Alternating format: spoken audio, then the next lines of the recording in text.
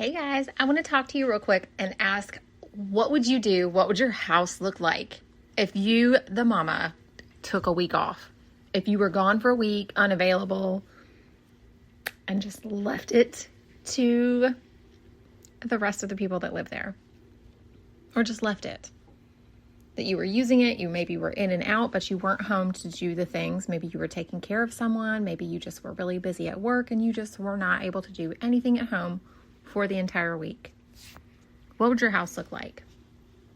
How long would it take you to recover from that week? For my house with 6 people in it, a lot would have gone on during that week. A lot. But I still can do it. I have set up my house and I have set up systems for not just myself, but for my clients as well, that help to make it easy to catch up. If I'm gone for an entire week, my kids aren't going to do their own laundry. My younger children are not going to do their own laundry. My husband probably won't do his laundry if he's watching the kids. However, we have a system set up for our laundry, so it is so easy for me to catch up on everyone's laundry. I go to families' houses and they have, I go to visit people, have clients, and they have multiple laundry baskets full of clothes and towels and all kinds of stuff just waiting to be folded and put away. But when I see that at my house, we don't do that. We haven't had but one laundry basket for more than 6 years. More than 6 years, we've only had one laundry basket.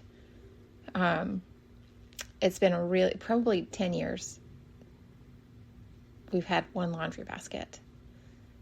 I just have only had one laundry basket as long as I can remember, and it keeps it from piling up, waiting to be put away. Now, remember when I had my 3rd child, it took me 7 months to catch up on the laundry. So I've been there. He's 9.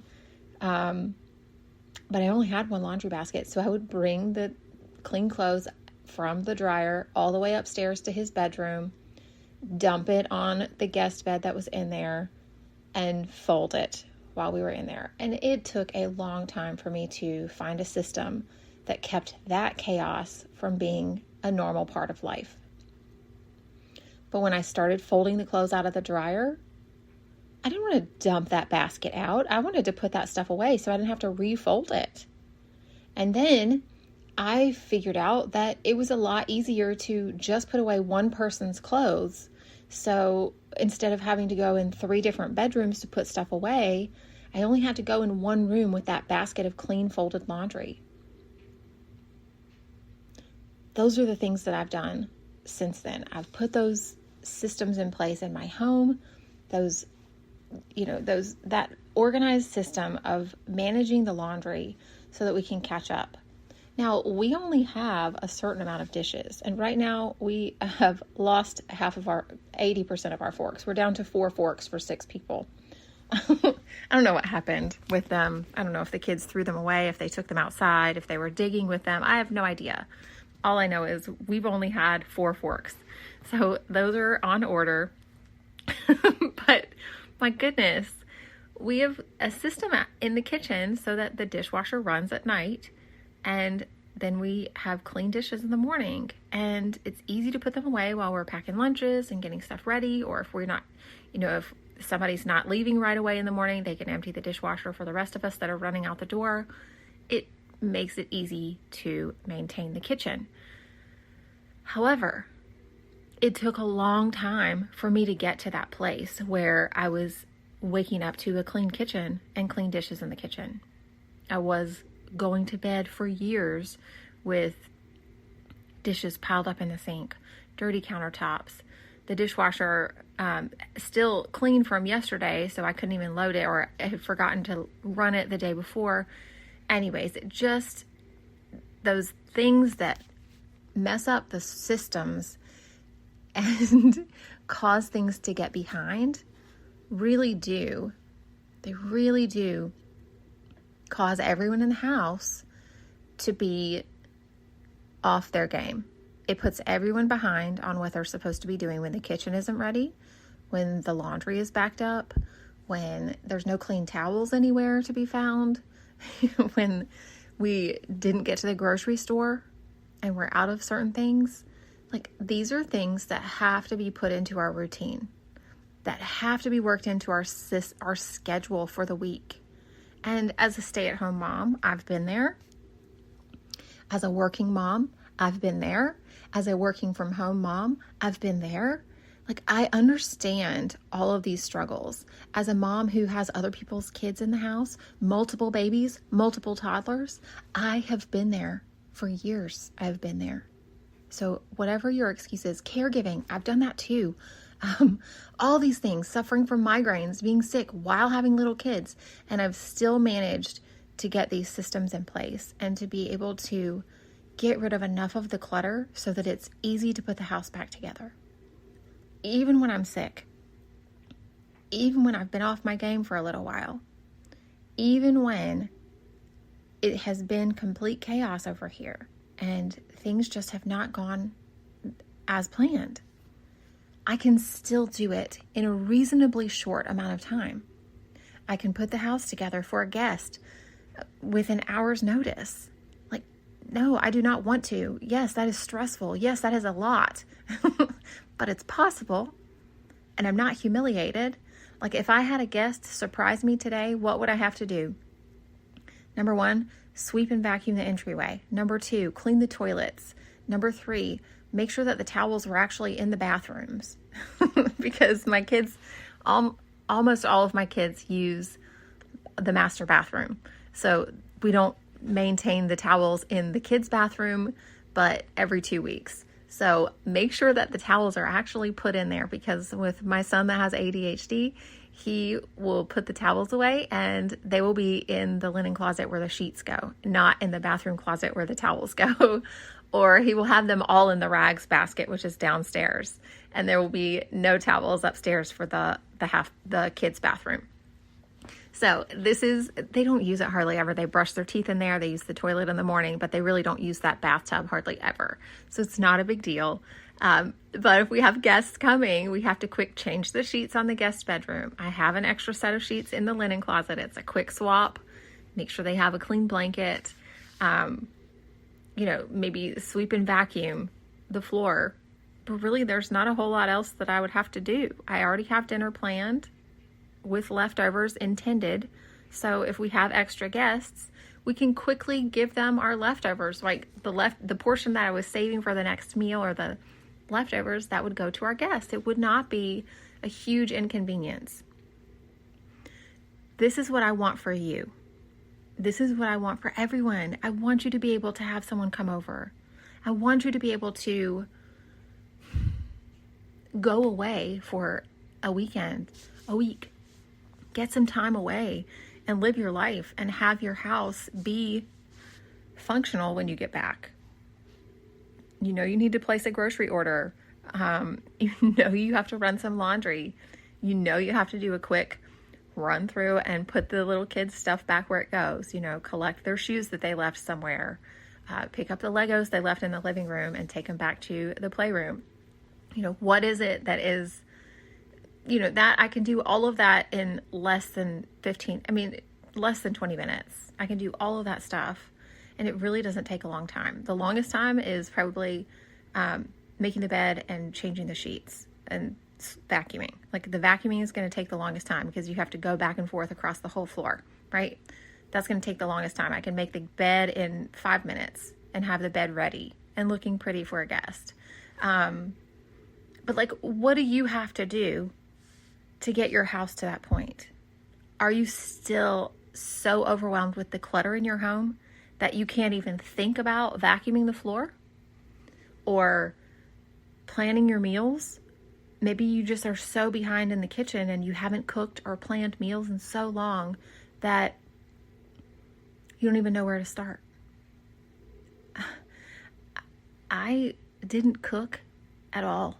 I did not cook until I had my third child. When I was pregnant with my third child, my husband's job changed and he was home with the kids for 4 days, and I was out of town for 4 days. And then he was at work for really long days, like I don't know, he worked almost 40 hours in 3 days. So it was an exhausting 3 days of work for him, but then he was off for 4 days. So that was so much fun, but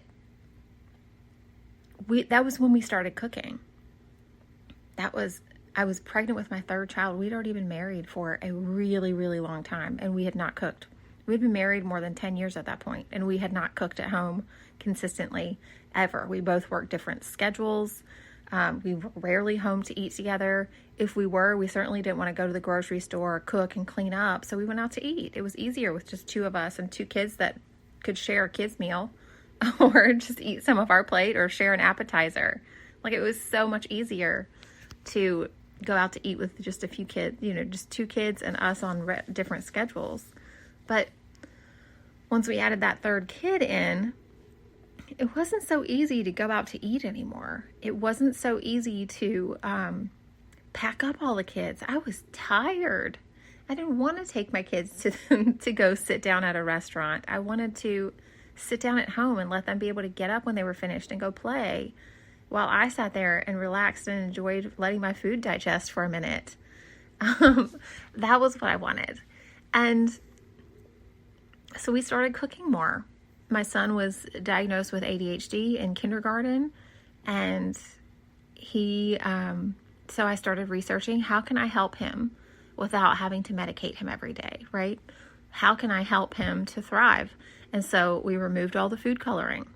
I stopped buying anything with food coloring in it, especially the reds and yellows, because I could tell they triggered him. They would stay in his system for a long time. I started making sure to add more vegetables into my meals and doing simple things to just give more nutrition. The things that we already liked, I would just add a little bit more vegetables, or if I was baking bread or something, I would add some seeds and some omegas in there, like some chia seeds and flax seeds that they wouldn't notice, but that they would get more nutritious stuff in there. Making smoothies at home, and instead of going out for ice cream, we would make smoothies, and I would put leafy vegetables, those dark leafy vegetables that are so important to our health. I would sneak those in there and make them smoothies. We did, I would put beet powder even in the pancakes when I make pancakes for the kids. And it turns a beautiful shade of pink. And if you put a little cinnamon with that, the kids just absolutely loved it. And adding a little protein powder to the pancakes, or using some almond flour, a portion of a more protein-rich flour instead of just your basic flours. Just little changes to make your meal a little bit healthier. That was what I did for my kids. And it was those little changes over time that have made the biggest difference. Just sorting my kids' laundry so that I only washed that bedroom's laundry I didn't have to go in different rooms to put the laundry away. It was one room. When my boys shared a room, I would put each person's laundry. They were completely different sizes, so it was very noticeable, the difference. And I would just put them in two different stacks. But then I've realized since then, that was more work in the sorting process. It was easier to have them in separate baskets. So now I have my younger children. It's a boy and a girl, and they're sharing a room, and they have their own baskets. Now, obviously, it's very easy to tell most of the time, boy clothes and girl clothes. So if they did have to both be washed at the same time, I can still do that, but it's harder to put them away because I'm making two stacks. I'm going in two different, I'm making two stacks of pants. I'm making two stacks of socks and two stacks of underwear and two stacks of hang-up stuff. It's just a little bit more work in the moment, where it's a lot faster for me to just put one stack of shirts, one stack of pants, one stack of pajamas, and then put them all away. It's so fast to put them away. It doesn't even take 5 minutes to put them all away and hang up all the tops. It's so fast if you're only doing one person's laundry. But when I'm having to sort it out in between multiple people's laundry, it really does take longer. And so those are the things that I've done just a little bit at a time. And like the clutter, just a little bit at a time. One grocery bag of clutter that I would just remove and get rid of it because it was in the way. Every time I was in the kitchen, if I was baking or cooking or whatever I was doing in the kitchen, putting dishes away, if something was in the drawer and it got stuck, it was an instant declutter that drawer, and I would pull out a minimum of 5 things from that drawer to get rid of. I would start, I really slimmed down everything that I had in the kitchen so that it was really manageable. And I didn't have a lot anyways, but things like glasses that just, it just seems like they break and then you only have a few and then you get another set and then you have multiple sets in there and then none of them are full sets. And so you have just this mix of glasses, and then everybody seems to think that you need extra mugs, right? So you have tons of mugs, and then you get a souvenir mug and your kids come home with mugs, and there's so many mugs, and some of them have chips on the rim or on the handles, or they're cracked somewhere on the handle, and just all of these things, then they could be thrown away. They could be gotten rid of. You don't need to save those things because you have them.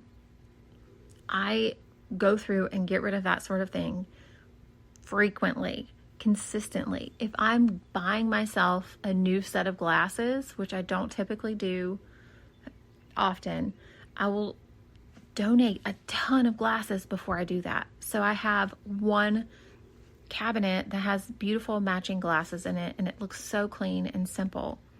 And goodness, I see so many people when I go in their houses, they are feeling so frustrated because they have all these things. They have crock pots because they bought a new one, or someone gifted them a new appliance and it doesn't work right, or it's not their favorite. They go back to their old trusty crock pot that they've had for ages, and that's the one they're comfortable using, and they haven't used the new thing. I mean, it took me probably 4 or 5 years of having an Instapot before I started using it consistently.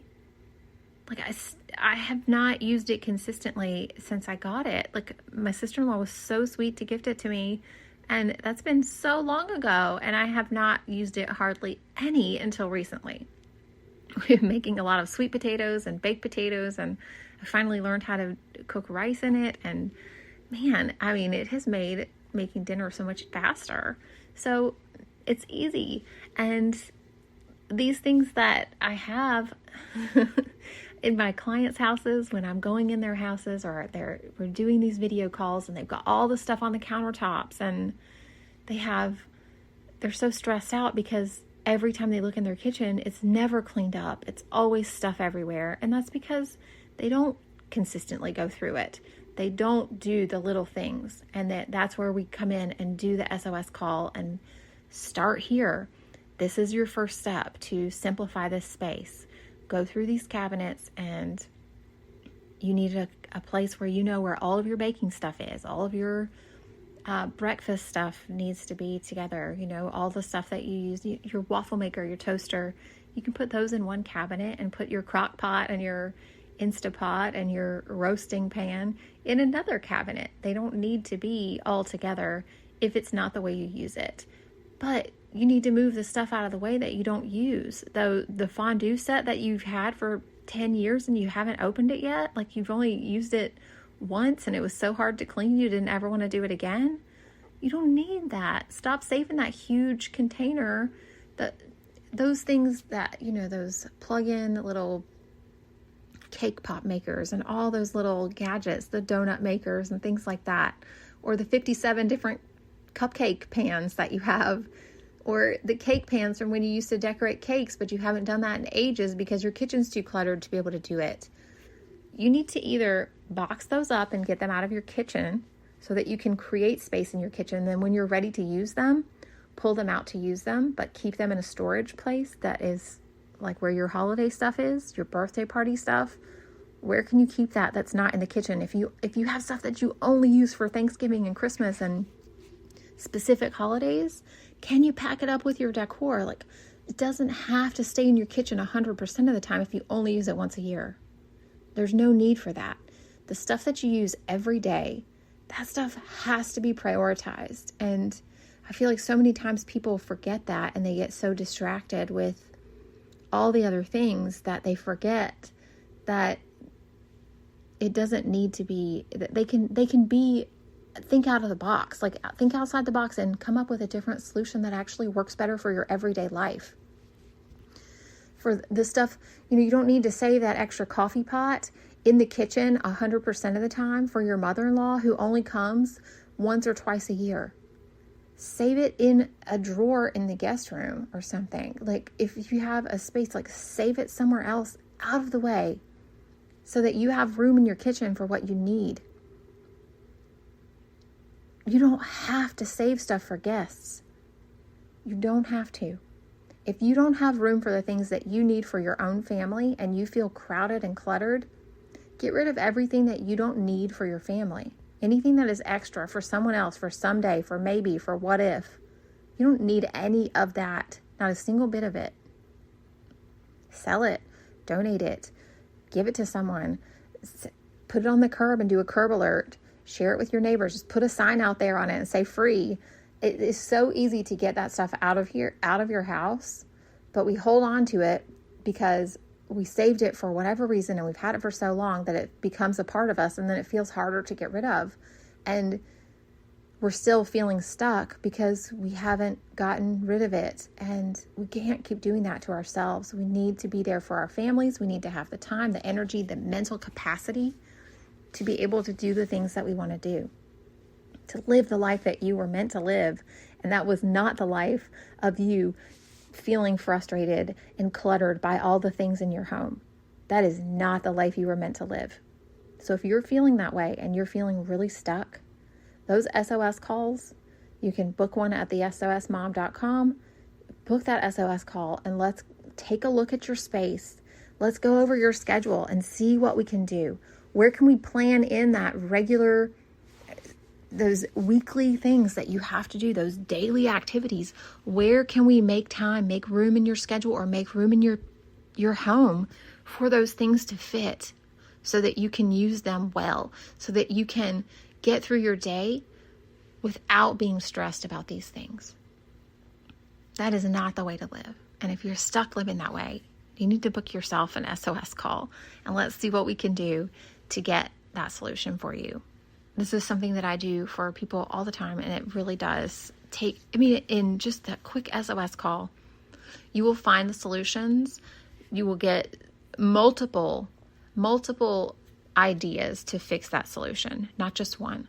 I usually come up with at least 3 solutions that could work, and potential something that would be right now just an adjustment, like moving things from here to here, or maybe you need to relocate something to another room, and then using something from another room, repurposing something, and then a potential, if you could purchase this type of item, this would really be beneficial. You're going to get at least 3 different options minimum for how you could fix that space. And I just want you to know that you will have an excellent plan that you feel confident will work for your family and for your home and for your space and for your schedule. That is what those calls are for. I want to help you through this. I don't want you to stay stuck in it anymore. I don't want you to feel like you're so overwhelmed and you can't make time for things that are important to you. Let's look at your schedule if that's what's going on. Let's find a time. Let's see what you can rearrange and really figure out where your priorities need to be. Sometimes you just have gotten so stuck in the doing and doing and doing that you forget where your priorities are and even what your priorities are. It's so easy to be stuck in helping everybody all the time. I get that way too sometimes. I do. But we have to step out of our mess and take a look at what's really important. Get that big picture plan in action so that you can start making those little steps. And I don't want you to have to tear apart your whole kitchen and make a huge disaster. I want you to be able to do it in an achievable amount of time, like in 1 to 2 minutes. How long does it take you to take a look at a drawer and pull out a couple of things that can be donated, or open a cabinet and pull out 4 mugs that you don't need anymore so you can actually close the cabinet without it banging one together? Like, how fast is that? That's less than a minute. You can do this. I know you can. I will never give you so much to do that you can't get it done today. I will give you steps that you can achieve, and I will give you that big plan. I can even give you visual ideas for what I would like to see in this space instead of what where it is. This is this is a potential. It could be like this. It could be used like this. This is a way to map out your time block, your schedule, so that you have time for these things. This is a little change you can do here to make a difference in your schedule and how your evenings go. Maybe you don't need to do that in the evening. Maybe you need to do that in the morning, or maybe you need to do that after the kids go to bed instead of before you put them to bed. What do you need to do? Maybe you need to do that activity before dinner while the kids are playing. There's so many different things that we can change in our schedule. And sometimes you just need that outside perspective of someone who's been there, someone who has lived that life, someone who is able to think creatively and not be stuck in the mess, to give you that idea that will be like, oh, why didn't I think about that? And it sometimes it's just so simple that it just makes perfect sense. That's what I hear from my clients all the time. That, oh, why didn't I think of that? Oh, I think yes, that will work. And then the greatest thing to me is when your husband comes home and he loves what we've done. And he can tell, and he's excited about it. That is the best. And I will tell you, that happens so often now because I've gotten so good at what I do, helping people with these SOS calls. They're so fun. So if that's where you are and you're feeling stuck, book your SOS call and get your next steps for what you need to do to get your house simplified, organized, and styled. I love you so much. I'll be back later this week. I will talk to you so soon. All right, have a great day. Bye. Thank you for listening to the SOS Mom Show. You can find more of the behind the scenes in our Facebook group, the SOS Mom Show. That's in Facebook groups. And feel free to contact me anytime at hello@thesosmom.com. I'm here for you. Make sure you leave a review on Apple Podcasts for me so that more people can find this show and get unstuck and organized and simplify their lives. All right, have a blessed day. I will talk to you soon. Bye. Thanks for listening to this episode. Did I say it right?